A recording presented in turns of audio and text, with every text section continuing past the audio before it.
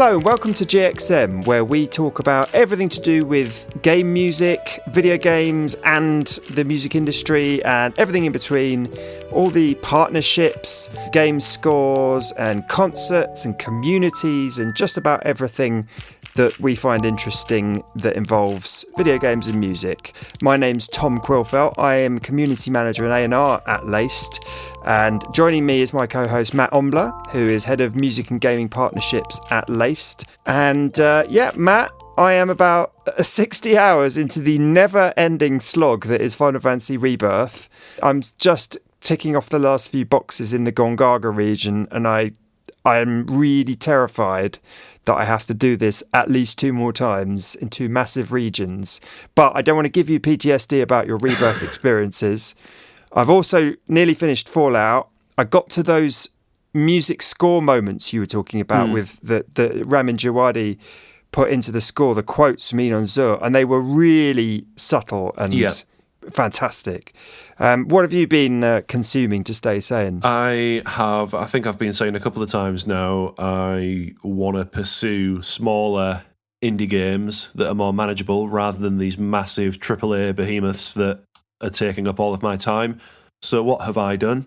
I have decided to start another playthrough of Baldur's Gate 3, where my first playthrough lasted 160 hours. So I just thought it'd be funny to start a new playthrough as a bard. I'm playing it through with a mate I used to go to school with in co-op. It is really, really good fun. But yeah, I just feel like this commitment I made to smaller single-player games is not going to happen unless somebody forces them down my throat. So please, listeners, if you have any recommendations for shorter games that will capture the attention of someone who suffers from unbearable ADHD and cannot concentrate and has the attention span of an ant, please send recommendations my way and end my self-inflicting punishment. Well, look, these worlds are just so immersive and compelling. And maybe, you've got a lot of big life stuff going on. So maybe it's just that you wanted to sort of dive into this fantasy reality as a means of escape. But I definitely hear you. I feel like these massive games, they just blot out so much of the year, and then it's the opportunity cost, isn't it? But you mentioned Baldur's Gate 3 actually. Borislav Slavov, the composer for Baldur's Gate 3 at Larian Studios, did a BAFTA talk a couple of weeks ago, which I definitely would have gone to if I had played Baldur's Gate 3, but I feel like I would have been something of an imposter there. But I believe on BAFTA's YouTube channel, they've started putting up some videos from that session. There's a half an hour one that I've just spotted from a few days ago. So if anyone's interested in finding out more about the composition process for Baldur's Gate 3, they should definitely check out the BAFTA YouTube channel.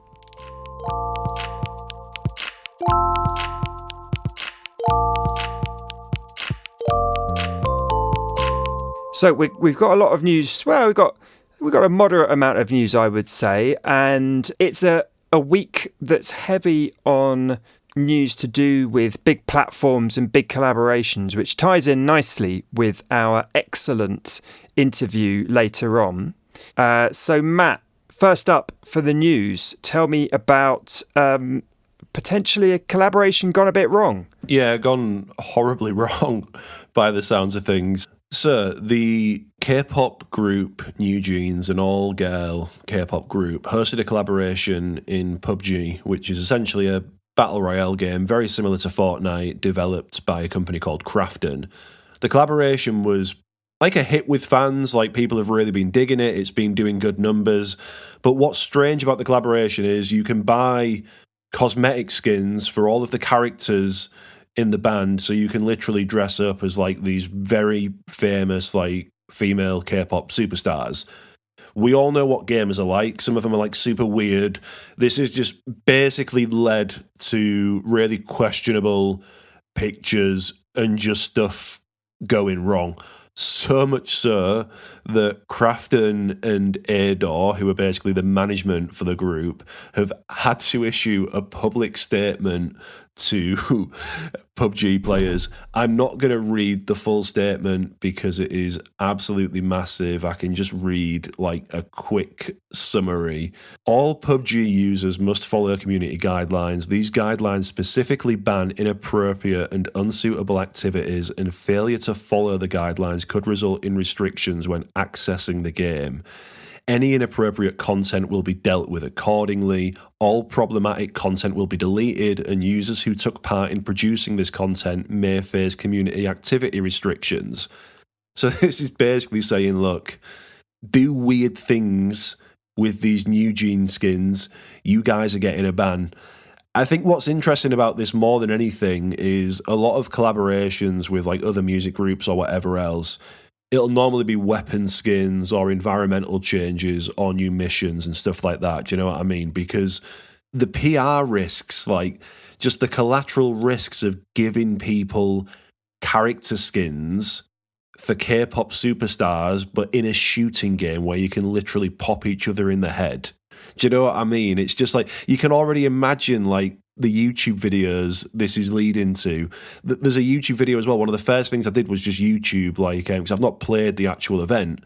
So I just YouTubed PUBG, NewJeans collaboration. And the first video that came up with the most likes was just like the NewJeans PUBG collaboration is absolute chaos. And it was just all the stuff that you can imagine going wrong. So I think lesson to anyone listening who maybe works in licensing on the music side, who is involved with these decisions, be very mindful of when you're integrating like your IP based on an artist into a video game. Just be mindful of the actual use cases in games. Like, you probably don't want people dressing up as those characters, doing what they want in poses and popping each other in the head. Like, at least remove gunfire. Do you know what I mean? Games can do that. Like, do it so you only have the character skins in certain areas of the map where you can't use guns, or maybe there isn't a free roam camera. Like, it's just madness. On the PR front, is this not a case of not deliberate chaos, but there's a silver lining in that any waves made by a particular collaboration or content or whatever helps promote the game and the band, right? Yeah. I mean, or the old saying that all publicity is good publicity, bad publicity is good publicity. More people might get to hear about this because of the inappropriate stuff. And I'm not condoning inappropriate content, especially around real life young people. That's one thing. The other thing is that is this modded material? Because no, I mean, there's every game I can think of where it's normally games of Japanese origin, things like the modern Resident Evil games, Final Fantasy games, where modders will go in and put inappropriately skimpy ladies. They'll use the main character model and put them in bikinis and stuff like that. There's always a sort of thirsty, horny extra life to modern 3D games, third-person games. So none of this is modded content. This is all stuff that's in the game, just being combined in ways that are displeasing to the IP holders. Yeah, literally. So on the first question, completely agree. I just don't think... I mean, you've worked in PR. Like, when you do something like this on a scale of one of the biggest K-pop groups in the world with one of the biggest video games in the world, you do risk assessment, right? And kind of think, oh, what if this happens? Or what if that goes wrong? I just don't think they did that with like camera angles and stuff like that. So, but anyone who knows video games, anyone who's played Nier Automata or seen again thirsty young people play Nier Automata and do things with the camera or whatever, they know this is a risk with third person action games. Exactly. Yeah, but 100% not modded content. These are just like the outfits that they gave to the characters, and then players have just posed them in certain ways and done stuff like that. So it just kind of blows my mind that they didn't see this coming in advance. You know what I mean? And maybe not that you should have to change costumes to cater for the needs of like weird gamers, but at least be mindful of the fact that some people are going to do weird stuff. Do you know what I mean? And think of ways to prevent that. But yeah, absolutely just blows my mind that a company this big on the gaming side and managers this big on the music side just didn't see this potentially coming. But there we go. Gamers going to do gamer things. They definitely are. They always are, without fail. Interesting, I saw a tweet from my good friend James Marshall, who's a senior music supervisor at PlayStation Creative Arts, and he was celebrating the kind of announcement / acknowledgement of the collaboration between a singer-songwriter and streamer called MXN Toon, who is big news. She has 2.9 million TikTok followers. She is a big deal. She's written the main track for Lego Horizon Adventures, which is amusingly called Post-Apocalyptic Dance Party. It's a very fun, upbeat tune that's sort of, it's just a kind of kids' party tune in a way. It actually cites a little bit of Joris de Man's Aloy theme from Horizon Zero Dawn in there, which I thought was a really lovely little touch. I really hope to get James on in future to do an interview about this. He's a fan of the show, so we'll definitely have to try and make that happen. I just thought this was a nice collab, good track. And the main thing about Lego Horizon Adventures is that it seems to be a bit of an experiment by PlayStation into multi-platform releases, because it's releasing on Switch, and to try and lighten the brand of some of their quite violent first-party brands, because you've got things like God of War, The Last of Us, Ghost of Tsushima, Days Gone, that kind of thing. Horizon's not an unviolent game. You do kill humans in that. It's not a children's game by any stretch, but it's perhaps one of the slightly lighter IP of their big kind of AAA lineup. So it makes perfect sense to, from a music perspective, launch this with something really fun, really poppy, to match the kind of colourful, vibrant nature of a Lego game. And do you know what other games MXM Toon has done by any chance? I'll be honest, it's the first time I've heard of this particular artist. She has written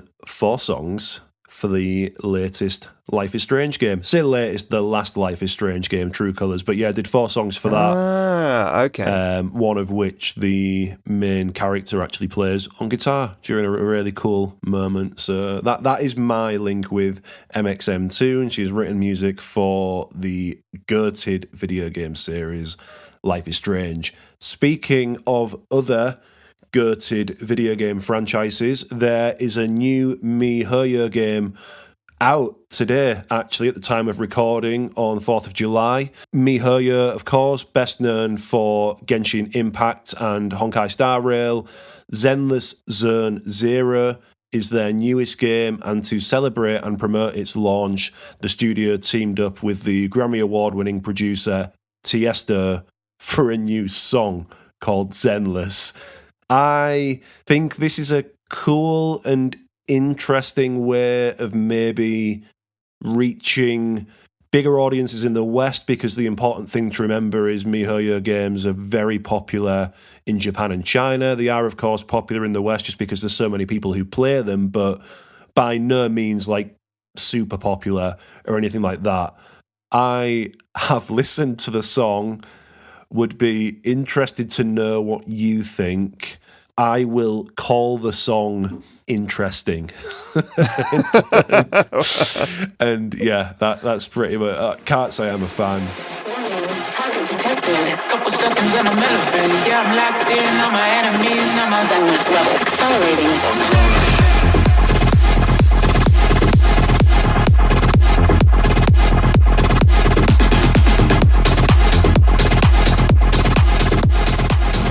Seem to be implying that the song is boring or low effort or uninspired. There's just something about it. Well, I don't think it's any of those things. I just don't like 4 to the floor EDM. Ah, okay. EDM as a genre just really rubs me up the wrong way for some reason. So Zenless Zone Zero is a sci-fi, is that right? Sci-fi spin on their kind of MMO RPG gacha thing.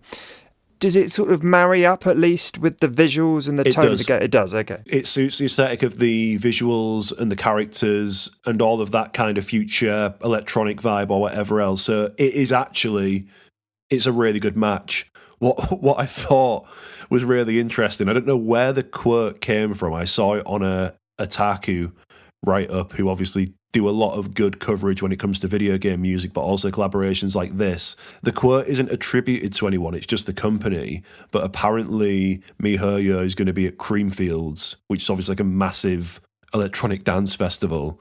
But we've seen Atlas now at Download Festival, which is like a heavy metal alternative festival.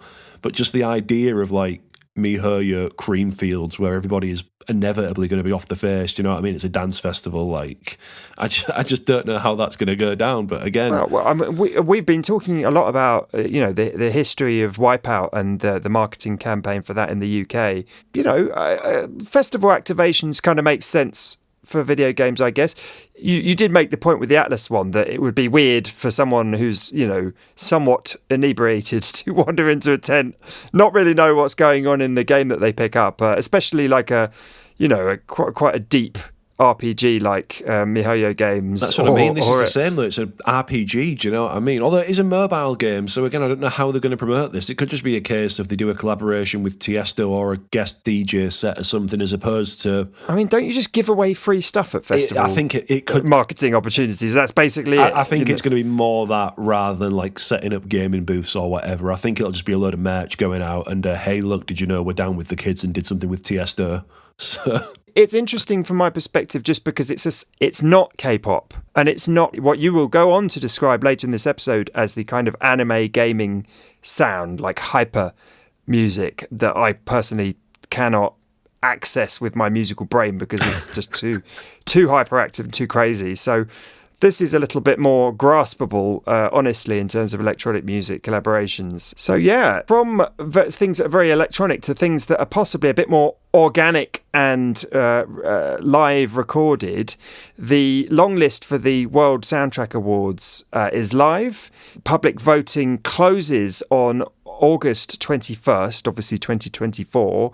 We're recording this in early July, so you've got just over a month if you're listening to this early.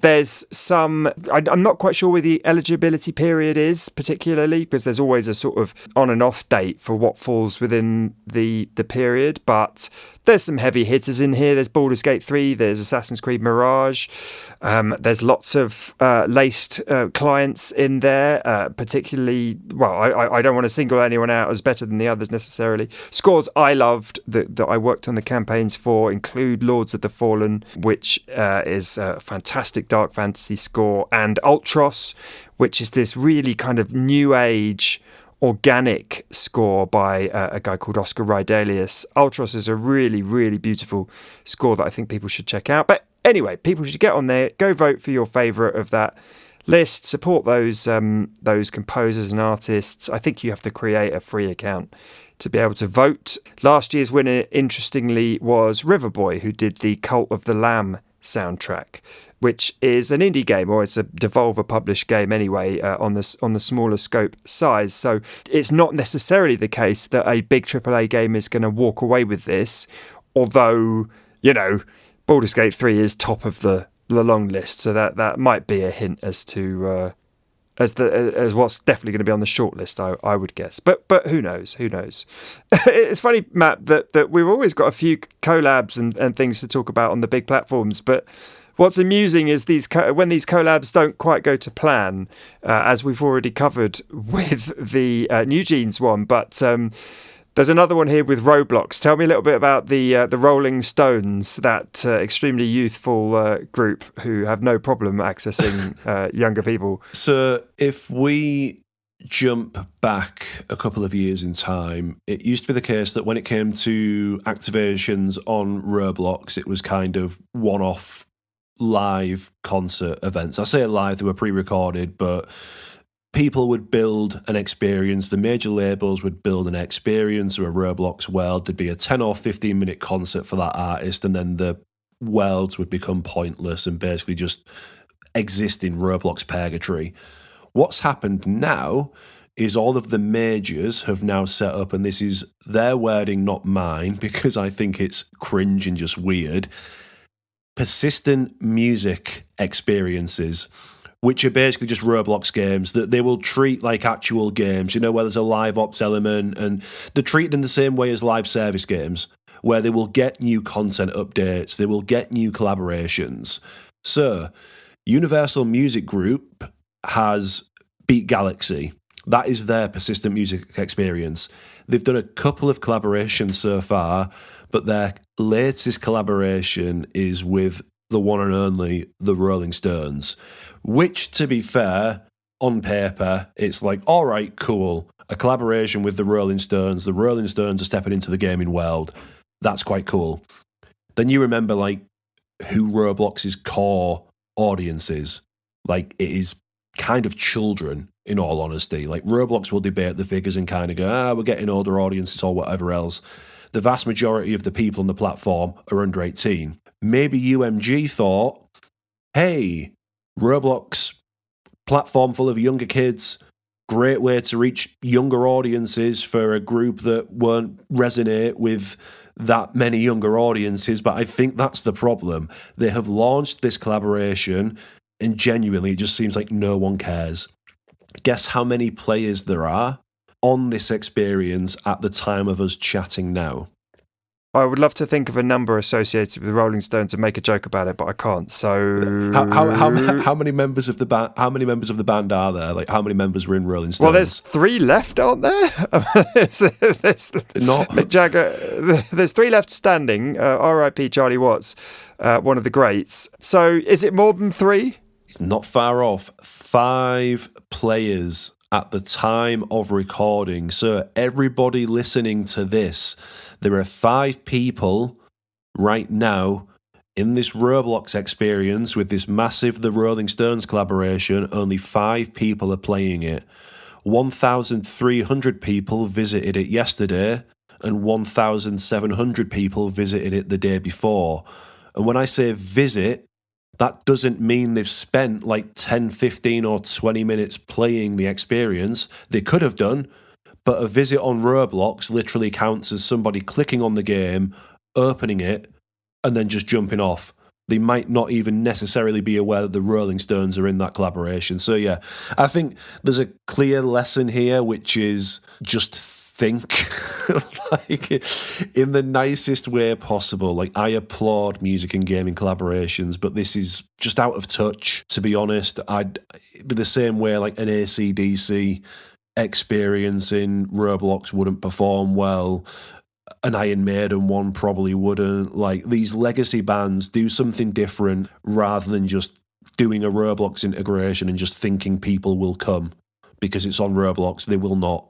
I am quite pleased that we are starting to see the nuance in these, because this is your area. That there was always a risk that I would just sort of say, oh, this artist with Roblox, this artist in Fortnite, and not have much idea of what was working, what wasn't working, what's popular, what's not. So it's in some ways, at least in the context of our podcast, it's nice to have an example that reasonably clearly looks like it doesn't fit, that it doesn't feel like a good fit, doesn't seem to be leaving its mark on people, no. And perhaps should have been thought a bit more carefully about. But, who knows? Maybe it will blow up and become a viral hit because people are trying to look up Mick Jagger's trousers or something. There we go.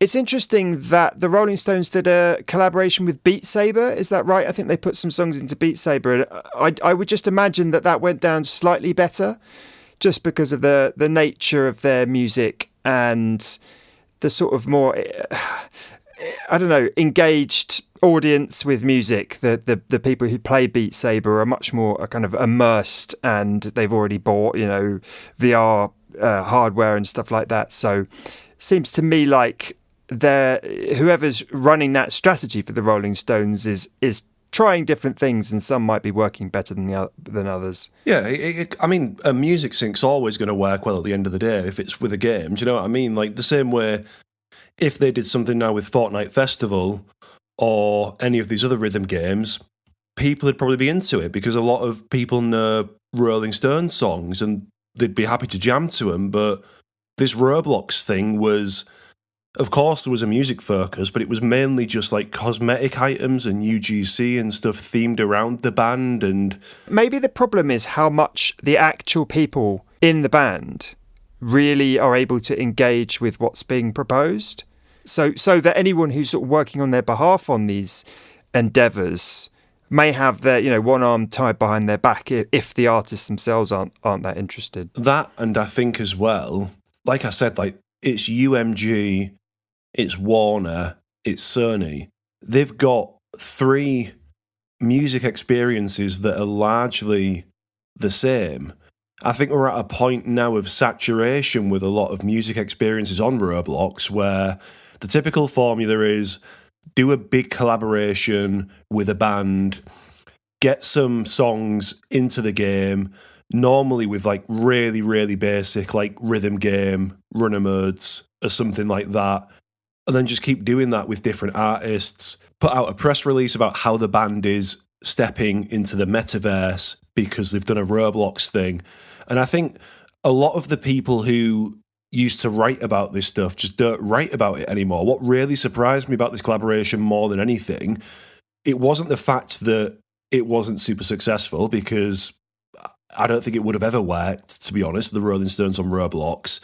It was the fact that none of the people who would normally write about this kind of stuff, like the big national papers, the international papers, have written about it.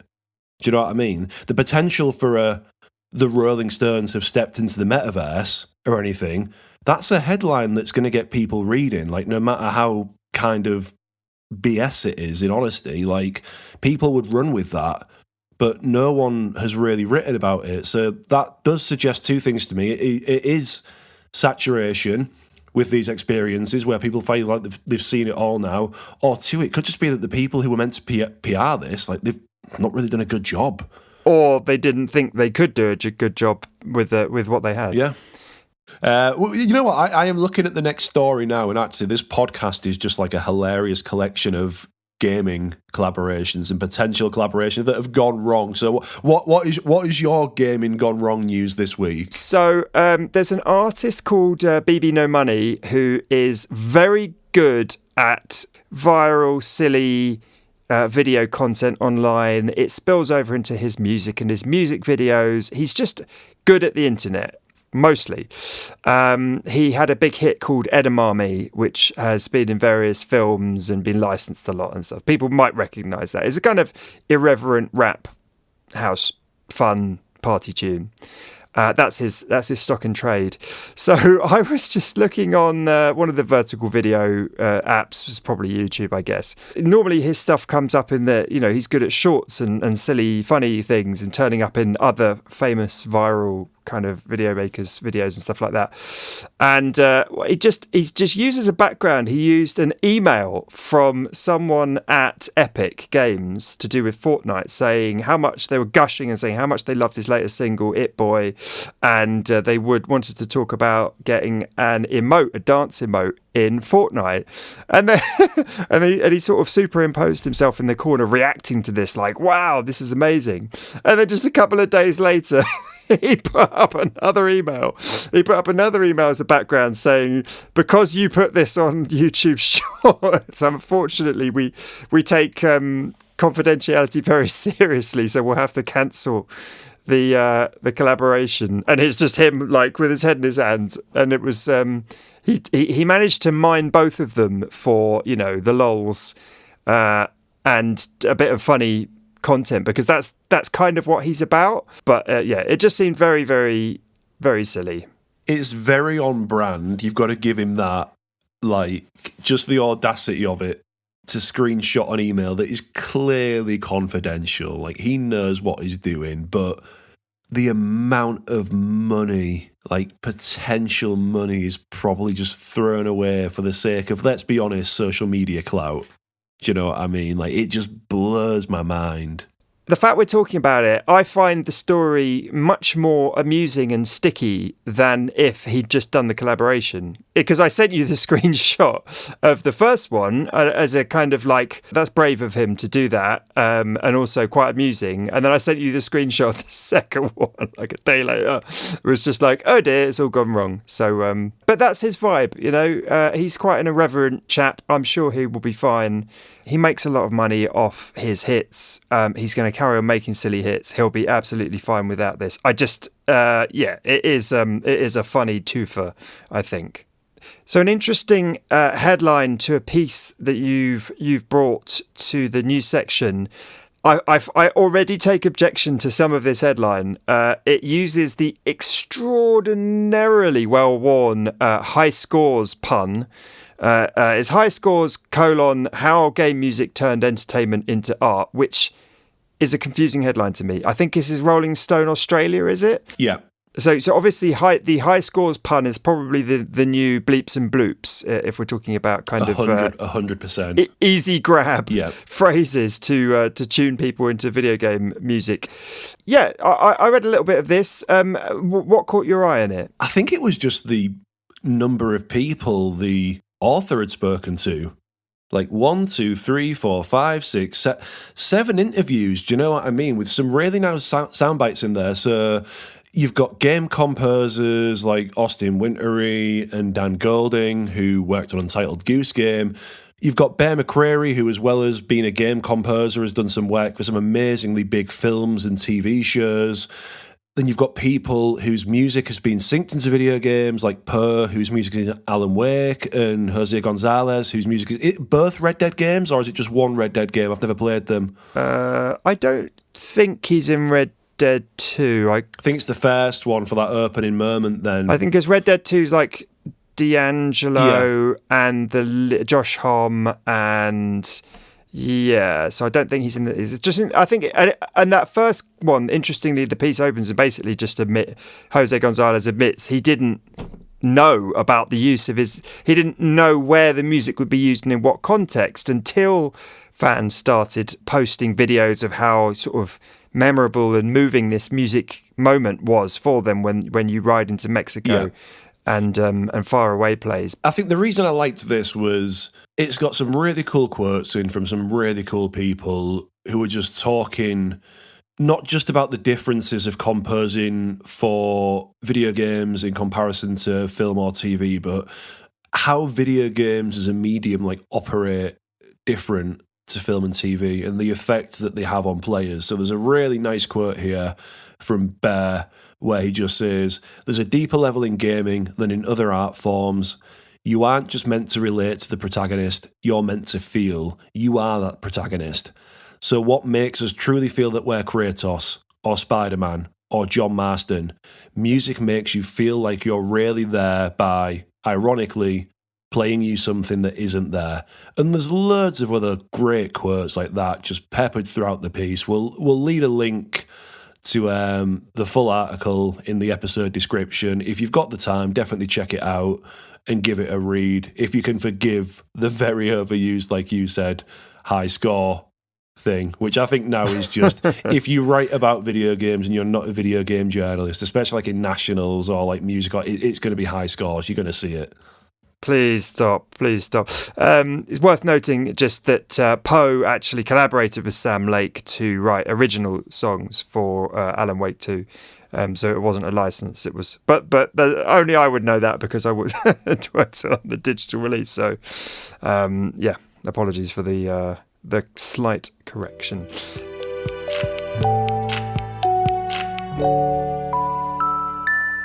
Who have we got for the interview today?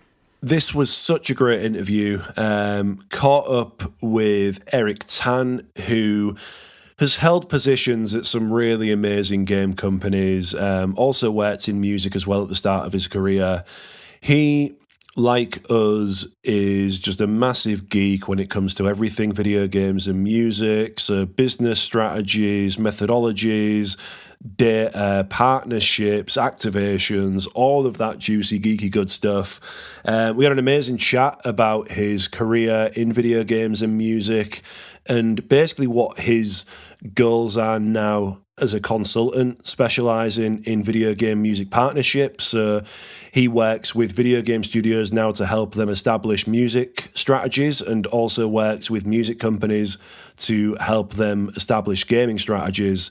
Of course, there is plenty of mention of quirky K-pop collaborations in there because Eric also spent a significant amount of his time working at Riot Games, obviously best known for League of Legends and their amazing music collaborations. So hope you have as much fun listening to this as I did chatting to Eric.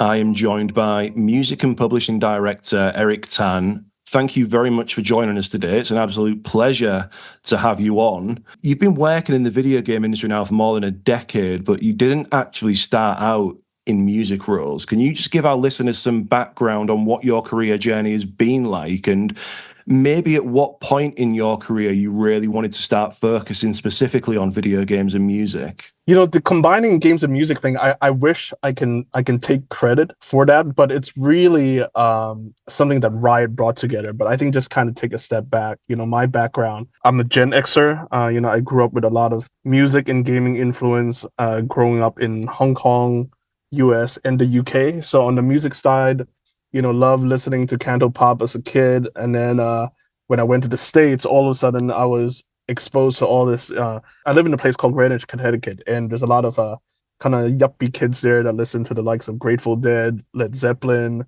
you know, the classic rocks, you know, the Jimi Hendrix, et cetera, et cetera. And then it was at that time I listened to a lot of blues music, you know, Eric Clapton, Stevie Ray Vaughan, Jimi Hendrix, you know, et cetera. And then went to the UK, and all of a sudden, and I got drawn. I was just exposed. I catapulted into the R&B side, you know, with the Craig Davids and the, you know, the Trevor Nelsons and all that. So I ended up just becoming a sponge on the music side, but equally at the same time though, just like this parallel track of video games, right? So starting from the old Nintendo Famicom, the red and white machine, if you still remember those, playing like Super Mario, you know, Captain Tsubasa, Top Gun, you know, all these like old games, and then I went over to things like the PC games, like the Sierra Online stuff. Like I don't know if you remember, but like Gabriel Knight or like Phantasmagoria. And then I started going into like a lot of like, I love the horror genre. So like things like Amnesia and Outlast and the Dead Space. I just love, you know, playing that kind of genre. So, and then basically on the work side, you know, I started up in the music side with Warner Music UK, Universal Music, APAC, and then did a bit of detour into gaming in 2010 with EA, publishing games like Need for Speed, The Sims, and then went to Gameloft, Render China publishing business, and published a lot of like, you know, in-house games with the Asphalts, Dungeon Hunters, but also did all the IP games, Ice Age Village, Iron Man, and then my calling card was Despicable Me Minion Rush, where, you know, we generated like 30 million downloads, and the China revenue like ended up around like kind of 40%, you know, of the global business. And then also did also launched my own business, kind of matching Hollywood IP and video games together. And then the Riot game opportunity just kind of made those two worlds collide, you know, where I was acted as head of music, APAC. And then I have to say, like, I was very, very grateful for that opportunity, having been able to do things like, you know, like Jackson Wang, you know, integration, working with NewJeans, working on the Arcane soundtrack. Like, you know, I think so far that's got to be like the pinnacle, the highest pinnacle of my career in terms of like glamour. I think you cannot get any more bigger than that. So yeah, in a very convoluted way, Riot was the one that kind of brought the two worlds together for me. So looking specifically at Riot Games and the work you did there, like, because there's this whole thing in there where people are like, Riot Games is not like a game company making music, they're a music company making video games. Like, how different does that company operate in terms of other video game studios you've worked at, in terms of like their perspective on music and how important it is as part of a wider strategy? Kudos to Riot. I think there's two themes here. I think one, they recognize that music is a universal language, and that it's probably the easiest bridge to cross over to pop culture. And they recognize that very early on. And kudos to all my predecessors like Toa Dunn for being able to pull this off. Because, you know, I think League's predominantly demographic is aging, right? It's at 15-year plus now. And I think they recognize that. And instead of kind of like asking, oh, what do like, you know, the 40, 50-year-old male players of our games play, they decide to go for a younger demographic, like via K-pop, which is not a lot of companies are willing to be brave enough to do that. So one is really just being able to be innovative and be brave enough and take these bets. But I think there's also the strategic point, and then I think that kind of dovetails to how Riot does their music integrations now. Like if you look at all our past integration, whether it's at Jackson Wang or like the virtual boy band Heartsteel or like XG, etc. There's always strategic touch points, like, i.e., is what we're doing helping us represent the esports player? For example, does this music app have representative in China, have representative in Korea? That's one aspect. The second aspect is, how do we make the old feel new again? And I think Riot's very good at like just going all in with music to make the old feel new again. And then the third is to how do you counter, publishing updates that take too long? Like, let's face it, like creating a map or creating a new character like takes ages. It takes around 12 months or more. But then, a good piece of music, we could do that as fast as 2 months. And I think Riot recognized that kind of exponential return and the short production lead time of music. So I got to give credit for Riot for really going all in these kind of two strategic points, in rolling out their music strategy. Why do you think it is that Riot, and then specifically like these mobile game studios in East Asia, MiHoYo, NetEase, Tencent Games and stuff like that, which remember are like gaming subsidiaries of like larger entertainment companies, do you think the reason they're doing it a lot more than other studios is because this stuff is really hard and like you need to know what you're doing? You know what I mean? Like you just said then that at Riot you can put a new single out the door in 2 months or whatever, but that's with the knowledge that Riot has managed to accumulate over how many, like who knows, like so many years worth of work where you've built those networks, you've got those music supervisors, you've got those performing artists, you've got all of these people that you need to know. I imagine that's a lot more harder for a studio that doesn't necessarily have those contacts and they want to do something like this, but they just kind of like, we don't know where to start. Like, do you think that's one of the reasons why we're not seeing more stuff like this happening in the West, at least to the frequency it's happening at Riot and then at these other game studios? I think so. I think there is a lack of awareness or lack of education in doing music partnerships. And, even though I would like to say I'm awesome, it's actually not rocket science, in doing music partnerships. And I think the industry just needs more kind of general awareness, right? And or maybe an education aspect to find out what they're missing out on. And I would say there's no barriers to entry. Like I think any gaming companies, regardless of size, can do music integration. Yes, like surely like all we see or all we hear from the industry is all these big collaborations. But there are also like small companies like that game company is a good example where they did the Sky of Light Aurora integration.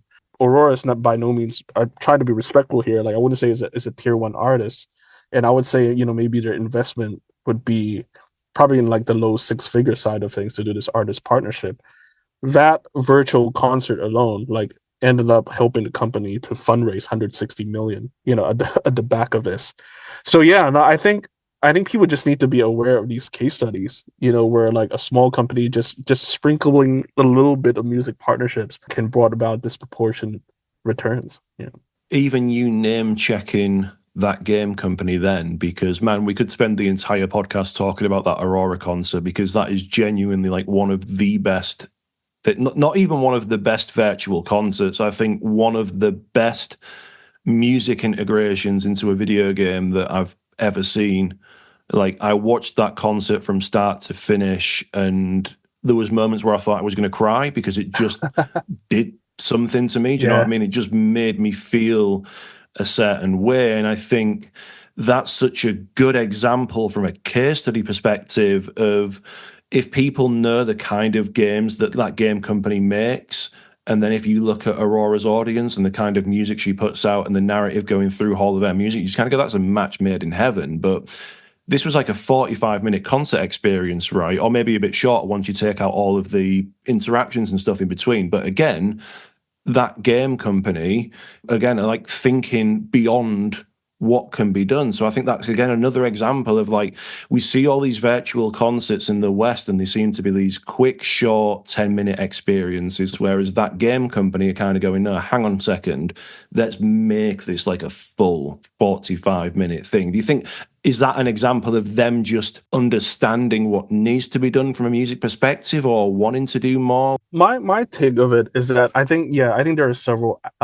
factors at play here. I think there might be three reasons. One is that, like we all know like mobile alone is by default is mass market, right? Where I think without preaching to the choir, we're all saying, okay, everyone is a gamer now, like so long as they have a phone. So I think that lends itself really well to mass culture and pop culture, compared to the West where where gaming is still kind of accustomed to like, man child such as myself in their 40s or maybe 50s. So I think there is already that close link with the mass market being with the mobile platform. It could only take like 5 seconds to delete an app, right? So I think it's even more important, for mobile gaming companies or even Asian mobile gaming companies at that to like find innovative ways to keep the customer, even though when they're outside the ecosystem. And I think music is quite an important kind of anchor that sends, for you to associate yourself with the game, right? So that's one, the mass market is mobile games. The second point, I think, is general optimism.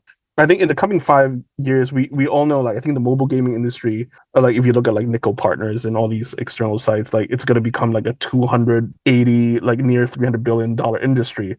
Asia alone will represent half of that, like at about 98 billion. And out of that, 6 to 8 billion will come from the Japans and the Koreas and China. So I think maybe with this optimism, there is that kind of willingness to place more bets on these kind of cultural integrations. And thirdly, I think it's also within the backdrop of successful exports, right? Like, for example, you have K-pop that's already in the region, that has cracked the US.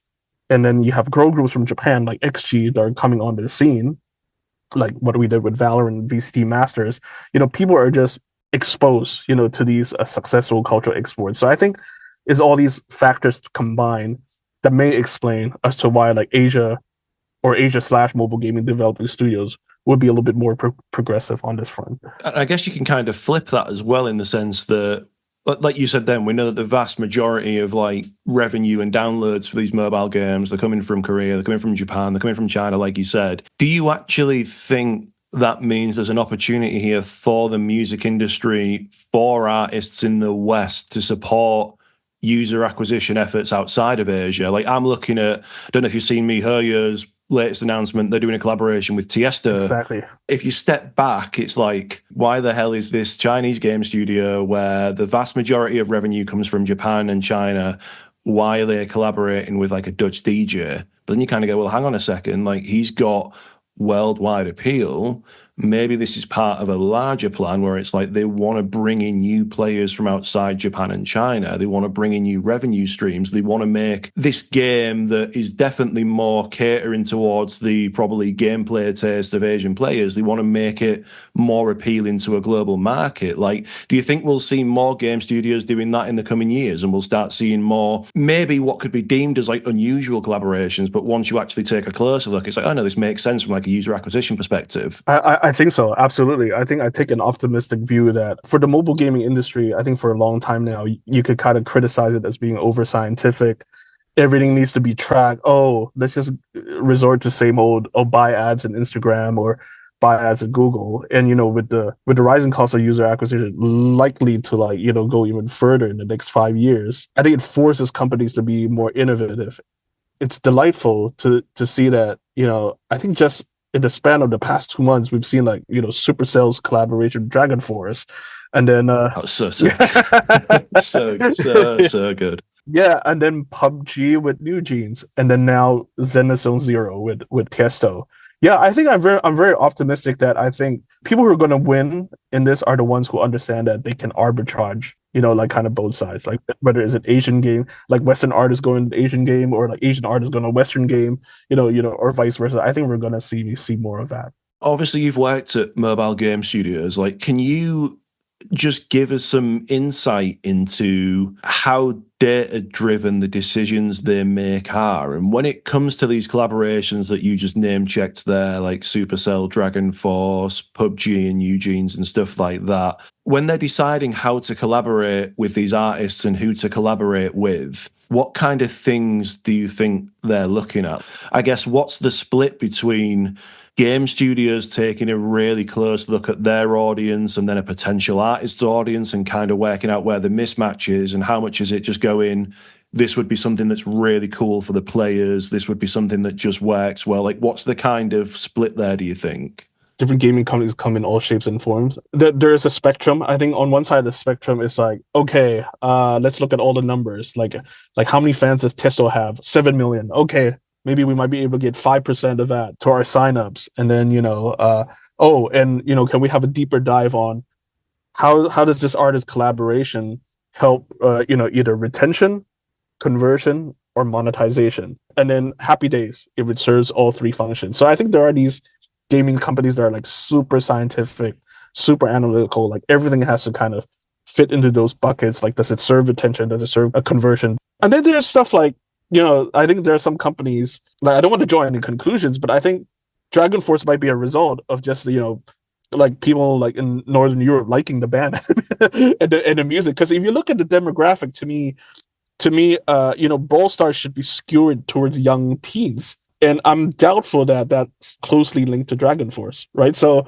I think there is some sort of there's this enthusiastic fan within the Supercell, HQ that just loves the band and just kind of want to experiment with it. So I think there's a spectrum here. I think it is that, because I think you get that with wargaming as well. And I mean, Supercell Helsinki? Yes. All of these subgenres of metal are like quite Euro, especially like the weirder ones like power metal and stuff like that. So there's probably something there as well where it is a case of we're based in like I know Dragon Force are like based in the US, but I think you do see a lot of the artist is from the same area as us. We want to work with them. Wargaming do it loads. Like there's been so many weird metal bands that I wouldn't necessarily associate with video games, but because they've got a game with tanks in, that's prime territory for them just to be like, metal, tanks, yes, like let's do it. They're another really cool example of a gaming company that has incorporated music as part of like a long-term strategy. And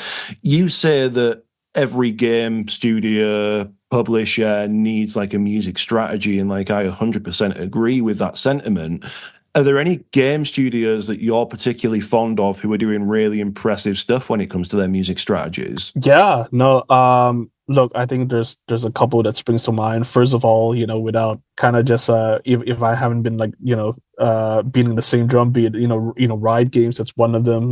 Admire their start as early as 2018 with the birth of KDA, right? But I think from that, I think there are other gaming studios who've done quite well in this phase, like Activision, right, with their Le Seraphim collaboration on Overwatch 2. I think that one deserves a mention, because I'm sure again there might have been some pushbacks, in terms of hardcore fan base. Like whereas for any hardcore fan base to like appreciate K-pop, might require some sort of selling in, right? But then it turns out, they did like a CG animated short that had like 1 million views, and then their Le Seraphim music video had like 89 million views. So there was like an 89x, increase there. And then also at BlizzCon, there was again hesitation on whether like diehard BlizzCon fans would appreciate it, and then they end up loving the Le Seraphim mini concert. So that was a worthy mention. In addition to that, love what PUBG is doing with NewJeans,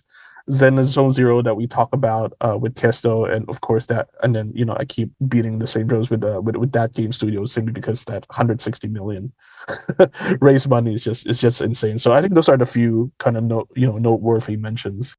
What are some things that game studios can do outside of the typical collaborations, integrations, one-off like singles or whatever else?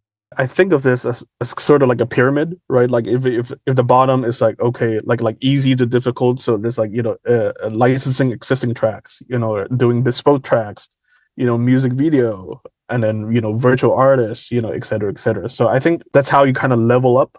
Again, like borrow heavily from the Riot playbook. Whenever there's an opportunity, we will kind of look at that pyramid, right, and go, is this an existing track? Do we want to do something bespoke? Do we want to do a music video, or do we want to go, virtual artists, right? So I think different gaming companies will have different needs in that. And if any companies, like especially if they have a big IP, I think it will be a missed opportunity for them not to consider that pyramid. Like for example, again, like Overwatch 2, for example, like how cool would it be if, and I'm just spitballing here, like let's say, let's have the diva character in Agent 76 to create like a Sophie Tucker duo. Like I think that would be sick, right? Like, so I think that the sky's the limit, really. But I think that's usually the pyramid, right? Like there's different levels from track level all the way to bespoke, and then you can go up to virtual artists, and even go like crazy, like animated shorts, arcane style, right? It really depends on the level of investment. Like what I would say though is that I guarantee you, like whatever it costs to make this content would be like a fraction of what these gaming companies are spending on user acquisition and marketing on a monthly basis. So it's like to me, it's like a no. It's like a frustratingly, it's like a no-brainer, right? There's just so many things that we can unlock here, like In terms of the money that you would spend on a UA campaign or marketing, put that into a collab or integration, and that does the UA exactly and marketing work for you, but you also get loads of content off the back of it. Yeah, you have a captive fan base. Yeah. Like look at Swifties; they buy everything that she says, right? And I think that's where the missed opportunity is. So like, I have some gaming companies. I'm not going to name the names, but it's like it's almost as if they're proud of their UA budget. Yeah, no, we spend like a 7-figure a day, and I'm like, do you know you can like do like 3 NewJeans campaign, with that budget? So yeah, I think we still have ways to go there. Looking at stuff like NewJeans, because obviously there's been quite a lot of K-pop collaborations. Considering like I don't know much about K-pop, but I know that the artists right at the top that have appeal in the West. So thinking Blackpink, Les Seraphim, or like NewJeans, Stray Kids. How many more of those artists are there? Is there a point where you think the game studios have done the biggest and the best of K-pop and that they're only the most valuable ones to audiences, at least in the West? Or do you think K-pop collaborations will kind of continue to grow in the video game industry? Like, what do you see the next couple of years looking like for K-pop in video games? I think K-pop still has miles to go. I think, yeah, I think there are still like, I don't know, like Twice, or girl groups like Twice, the ITZYs, the Stray Kids that aren't really tied to a video game franchise just yet. So again, like I would urge gaming companies to like get there now, like before anyone goes there, right? K-pop inherently has done really well. Their fandom has hit the US, the stateside, right? Like there's been stories of like people like queuing up in a hotel, like and people don't know what's going on, and then they found so and so K-pop group is staying at the hotel. So that these are already kind of common stories that are happening in the US, and K-pop in its own it's inherently it's more colorful and more impactful on its production, right? So I think that's what's getting a lot of traction in the West. But I am also optimistic that I think, sooner or later, other genres, could emerge out of this. For example, I think we're just scratching the surface of like J-pop or J-rock. Somehow like Persona springs to mind. And like I think Atlas Persona is one of those where like there might be a Western market that would appreciate that. But I think there is room to kind of maybe Westernize that sound a bit more in order to like grab a bigger audience. So yeah. Like I take that optimistic view. And I was explaining this to a client the other day. There's like a sound, there's a genre at the moment, and I don't really know what to pinpoint it to. I just kind of call it the gamer anime sound, where it's like a mix of like house music, almost like this futuristic, like electronic sound. Did you check out the Pokemon Company's collaborations with Hatsune Miku? That's right. How do you even pin that to a genre? Do you know what I mean? Because it's unlike anything I've heard before, but at the same time, it reminds me of so many different genres, but it sounds new. Yeah, it's sort of like not like maybe it's not even a 4 on the floor, maybe it's like 8 on the floor. Yeah, just really, really intense stuff.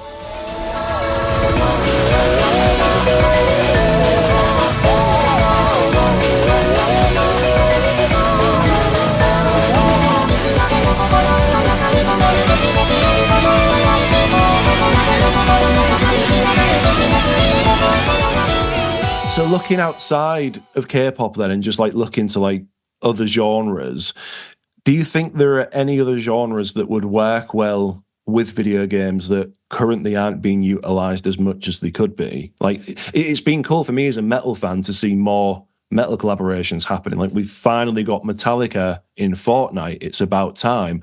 Atlas rolled out those Slipknot collaborations to promote Shin Megami, and it's like, oh cool, stuff is like finally happening now. In an ideal world, I think every gaming event deserves a soundtrack, right? So I think in that sense, I think there's so many opportunities out there. Like even like Zelda or something. Like I think we're not that far off in a world where like oh wow, like a Sting Fields of Gold. We might be able to create something similar like that. And then I don't know, like let's say like Atlas's Persona. Like I think there's a lot of great music there. But then maybe if they work with like an All Time Low or something like that, It'd work. yeah, it could work, right? Or Paramore or something like Yeah. Oh, Paramore Persona. right. Yeah, Jesus. yeah, right. Like so, like, yeah. I think those would be very very cool collabs. To see those things happening. Yeah. One of the things that surprised me, maybe you were find it as surprising as like more of an expert, but one of the things that surprised me about K-pop was how open these talent agencies or license holders are to what game studios do with the IP. Why do you think that is? Because you see some integrations, and again, I definitely see more of this in the West where something happens and it's a very minimal, there's a song and then that's it. There's no promo. I can't remember what the game was that did a collaboration with Nickelback. I found out about it through a Google News alert. It was Dungeon Hunter, I think. Dungeon Hunter 6 and Nickelback. Like, Nickelback wrote a new song for the game, but it was like no one really spoke about it, like from the band perspective. Yet, when you look at what's happening with all of these K-pop collabs, you've got the bands going out on social media channels, doing videos and stuff, like literally giving their all to a campaign. And I think that makes such a big difference, because even if there's a slight hint of hesitation there from the fan base going, I'm not too sure, like PUBG and this K-pop group doesn't really seem like that much of a good fit, then if they see videos of like the K-pop group talking it up, it's like, oh no, cool, it does actually make sense. And I think that this speaks to like the art of business affairs now, like, in kind of bringing the two together. And the spectrum is that I think both like work from different angles, right? So like, gaming companies, I think usually when they start the licensing discussions, they come up with hey, can you whitelist our ecosystem? Like, can I use this song like everywhere, basically, including UGC content? Whereas traditionally, like record labels and maybe artist management, it's all about, hey, no, let's be granular. Like, let's write down all the usage, because that's how they charge you, right? Like, Yeah. So it's like you cannot be more farther apart than than these two goalposts, and it really requires business affairs, knowledge, know-how, and the relationship to really get to a middle point and to create something that's win-win. And that's how we usually do things at Riot, which is we want to be able to have it available to the whole ecosystem, and we want to be mindful of our relationship with the artists. And usually we arrive at the point where it's win-win, but sometimes you don't get to win all of it. But yeah, no, it is an art to reach that middle point. You mentioned earlier on in the beginning of the call the importance of like education, and like both from like a game studio perspective and I guess like music industry perspective. Who do you think needs the education more? Like, do you think major labels such as Warner, UMG, stuff like that, like, do you think they know enough about video games? Because I personally, I don't mind saying that they don't. I look at what's happening now in Asia, where you've got all of these big entertainment or tech or e-commerce companies setting up gaming divisions and doing so much with music, yet there's so many conversations I have like on a daily basis with people who are associated with major labels or at major labels, or I'm speaking to managers, and I talk about games, and there's a willingness to learn more, which is amazing, but there's still just such a lack of knowledge on the fundamentals, and that makes me think there could be so much more cool stuff happening if the music industry wasn't as restrictive and protective when it comes to what can't be done during a collaboration. Do you know what I mean? It's like you just said earlier, like everything's about how can we attach a price tag to this or whatever else. Maybe if we could move certain parts of the industry away from that, certain parts of the music industry away from that, and kind of go, don't think short term, like forget about the advance or whatever else, like how big that's going to be. Think long term. I always like to say, I know it's like quite an old example now, but think of the Tony Hawk effect. Like if you think of that generation of kids who grew up playing those Tony Hawk games, grew up playing those GTA games, and think about the impact that has now had on album sales, concert sales for all of the artists who were synced into that soundtrack. Do you know what I mean? Like, I think there's like a modern day discussion of that needs to happen, where it's like, think outside of the fees and think about the opportunities that gaming can present, not from an immediate returns, but from a long term. You're cultivating a fan base. Do you know what I mean? All the music industry seems to be doing right now is going super fan, super fan, super fan. It's like, well, do more in games because games have super fans. Do you know what I mean? You've got people who, like, these franchises have staying power of like 10 years plus and stuff. So look to games and do more there. Economically speaking, I think there's a whole ton more musicians and artists than the number of games. I think I would love to see more labels and artists, like even just like show up at Gamescom or like Tokyo Game Show or like G Star in Korea, right? To get them like in front of gaming executives and just to network a bit more, right? But I think equally that like there's also no harm, for gaming executives to also go to like the Midems or like whatever, or South by Southwest to understand. So I think there's a lot of kind of missed opportunities for both sides to understand each other. In terms of looking long term, I think that's changing. I can kind of see, record labels are open to the idea for their tier 2, artists to maybe even treat it as more of a marketing investment as opposed to asking for an advance right at the get-go. Could they do better? Of course. One would argue that the gaming industry is like 5 times, bigger than that of the record industry. If I was like tier 1 artist, maybe foregoing that 500K USD, advance for what is like a 200 something billion industry, could be a small price to pay. And we're not there yet, but I can see that the labels and artist management are starting to be open to that idea, like for developing artists to treat it as more of a marketing investment. There was a quote I read, and it was someone at one of the majors basically saying that when they onboard artists now, one of the first things they do, as well as asking general questions about their background, hobbies, interests, and stuff like that, they ask them very specific questions about gaming to help match them with opportunities. And that is the one thing that I wish management and labels would do more of, because even like if I look at like my job at Laced, head of music and gaming partnerships, one of the biggest barriers that I come across in my work there is, outside of what I know already, because I do a lot of like spare research, it's who is playing what. Yeah. What artists like what game studios, and like which of the artists play FPS, which of the artists play ARPG. Yeah. So that's really important info because that's what our clients want to know. Do you know what I mean? Like they want to work with people who live and breathe their games because it makes such a big difference to that end campaign. Because I think when there's a genuine connection between the artist and the collaboration and the studio, that's where there's more willingness from the artist to be like, well, what if we could do this or do that also? Look, I think it's changing. I think the good news is that I have come across labels that actually have Google Sheets of artists and what games they play. But this is gonna funny. Like whenever I receive these Google Sheets, there's a lot of blanks. Or just Zelda and Mario, or like occasionally you get the League or the Valorant. Like, but yeah, there's like a lot of blanks. So yeah, we need more info there. Yeah, they could do better. If you had 3 pieces of advice or key lessons to people working in the music industry, whether you're an artist or you're a manager or you're working in A&R at a label, if they want to do more in video games, like what 3 pieces of advice would you give them? I guess 1, I would say network.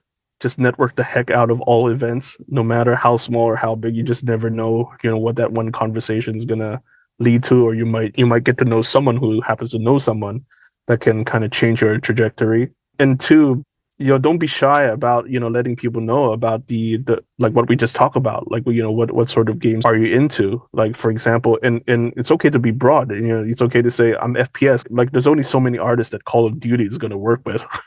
right, and you don't want to pass on the opportunity, like, oh, if when Apex Legends wants to find an artist, you don't want to miss out the opportunity. So I think just don't be shy about communicating the genre of your favorite games. I think the third one, just be naturally curious. I think our industry just changes so fast.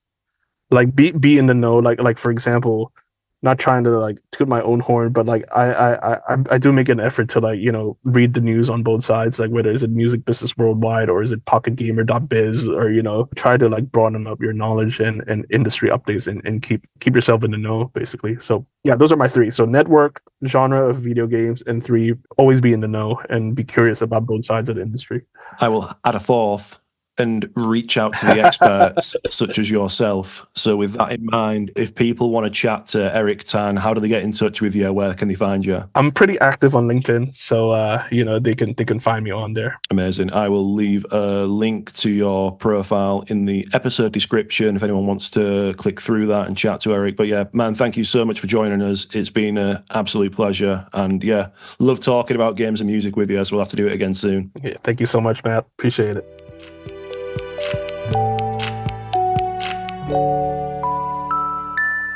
We're going to recommend something to each other now. We're only going to take 60 seconds to do the recommending, just to keep it tight. This is done in 60 seconds. Matt, let's do it. Take it away. Pure bangers, the back. We've gone through a phase where we've swapped music responsibilities. You've been giving me the bangers. I've been giving you the lush orchestral cues. We are going back to the start. This is a tune called Foregone Destruction from Unreal Tournament 3, composed by Mikhail van der Bos. I literally have this on like a 10-hour loop and just listen to it over and over again, because I think there's something strangely calming about D&B and jungle music when it comes to studying or just calming my ADHD. So let's take a listen.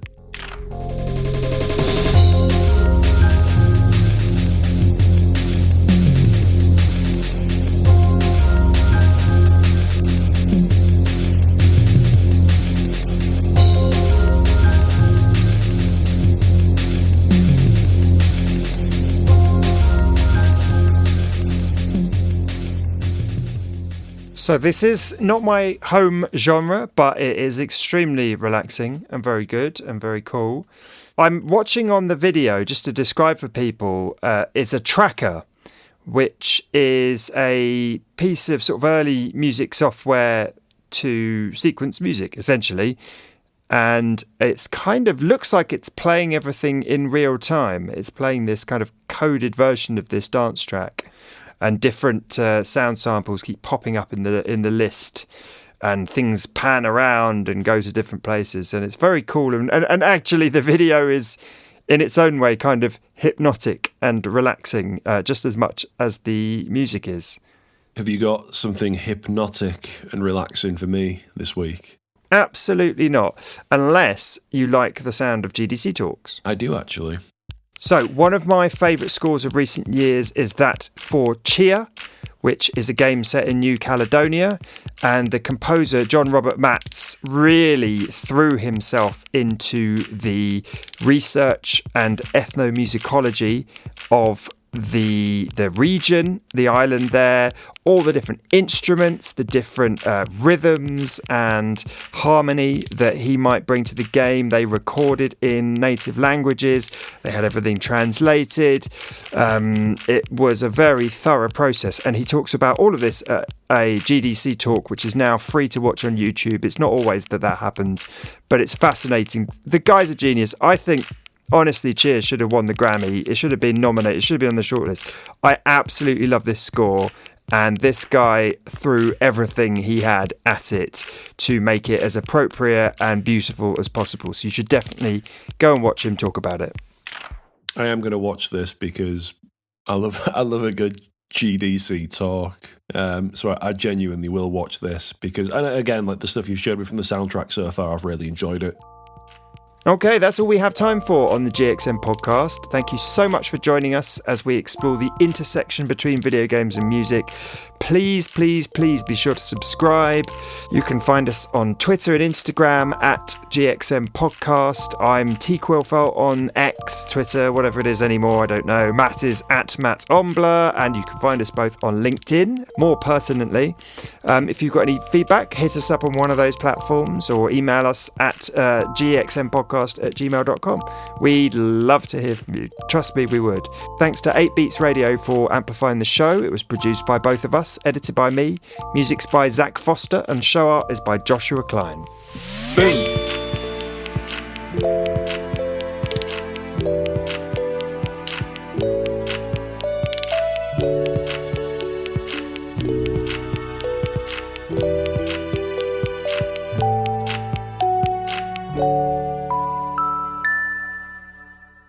It's the ethno-musicological version of that Doom talk by Mick Gordon.